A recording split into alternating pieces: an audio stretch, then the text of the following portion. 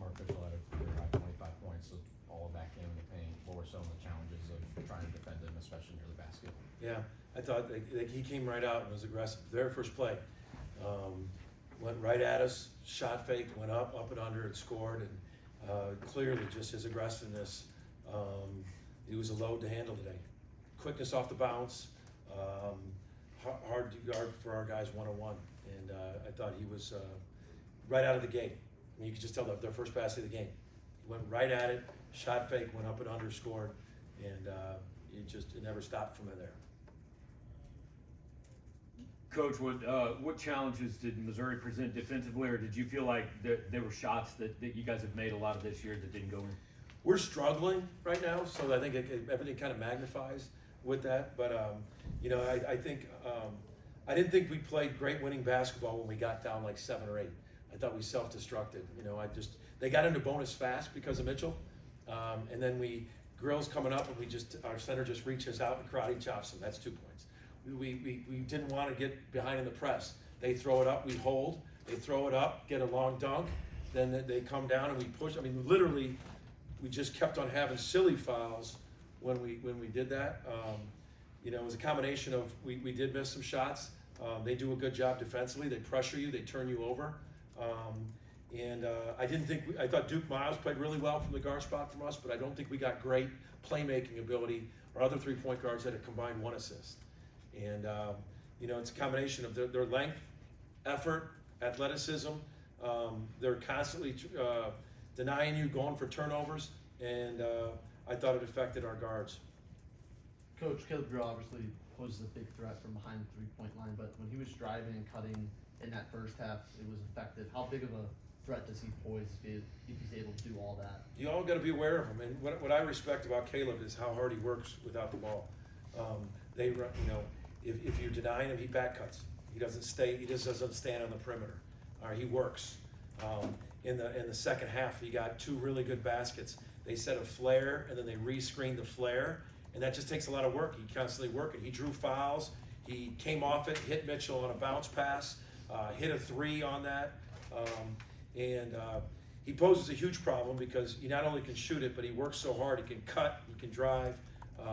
He's so physical offensively that he can draw fouls, and then he makes free throws. So I thought he poses a huge threat on all those areas I just said. Coach, you mentioned kind of the lack of playmaking out of your guards. Yeah. What makes it difficult to move the ball against a Missouri defense? Well, they can switch in all the positions. I mean, Mitchell can take your point guard and stay in front of him. That's unique when you got a guy with that length and size that can. They got great positional size. That's what I've said to my staff for 3 days scouting Missouri. They got great positional size. From Perkins to all of them. Grill, they're all positionally, they're very long.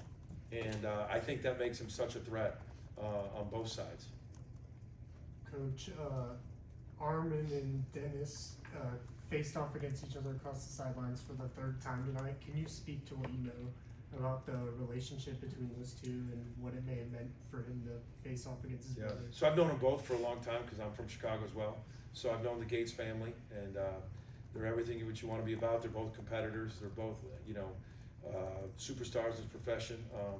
Armand was on my first staff at Loyola, and I knew Dennis a long time as an assistant, and just A+ people, A+ coaches.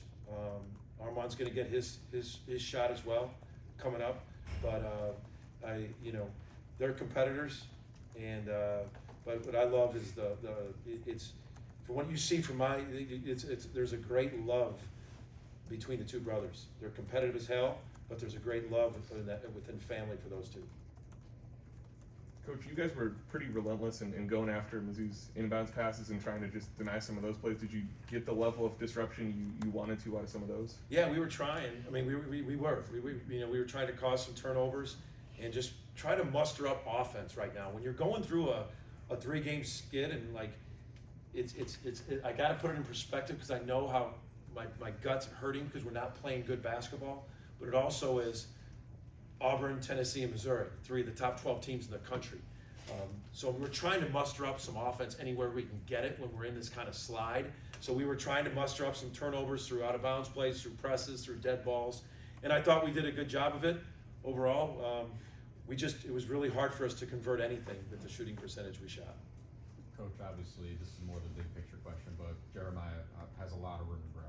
He's still very young.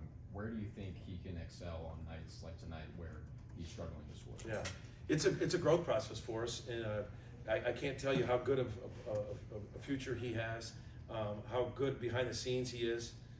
Not entitled, he watches film, but we've Perkins, the fifth-year senior, been in a million wars in the Big Ten. You go down the list, everybody in the SEC. We just was with, you look at Mark Sears, you look at Wade Taylor, you look at Zeke Ziegler. You're talking about fifth-year, high-level point guards. We're playing with a young man who should be in senior and high school. So there's a growth curve with that. And with that said, he's doing what he can. We're trying to help him through, but you're seeing some of these older, bigger SEC guards, and we got to help him through it. And his preparation for these 2 days were awesome. It's just he struggled. Coach, when you're going through a skid, like you said, what does Missouri do so well to amplify that? What is the core of this team Yeah. that amplifies? So they shoot it and they shoot it quick. So you really got to be aware of the three-point line. In their wins, they're making like 12 threes.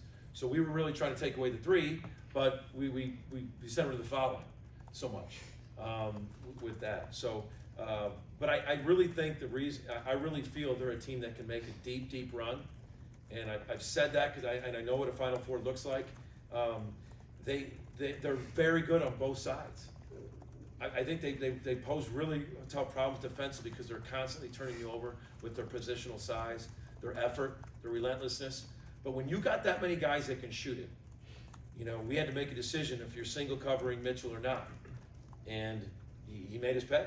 We held him to 4 threes, but we got the other areas of the game we really struggled.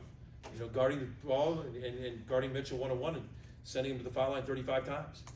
But when you shoot the ball in that kind of, with that, the way they do, they got shooters everywhere and they play really, really hard. Coach, as your team is trying to get out of this skid, what would you like to see more of going forward from your team? That's a really wide question. There's a lot. There's a lot that I want to see more from them. Better winning basketball. I thought we self-destructed. Literally, the 2 mistakes against the press, the 2 ill-advised fouls that when they're in double bonus already, and 2 lane violations. But we've got to get some confidence. We just here's a perspective about where we are and how good this league is. We were 13-0 in non-conference. We beat Arizona. We're one or 2 in the Big 12. Michigan's 1 in the Big 10, and Louisville's 2 in the ACC. We've beaten all the top teams in the power. You get in this league, and it's a monster. So we're a good team. We're hitting a skid. What I'd like to see is that we need a win to get our confidence back, to get our mojo back, to get something on the board with it. But to do that, we've got to string some better offense. To be honest with you, we're not really shooting it, and scoring it, and passing it really well right now.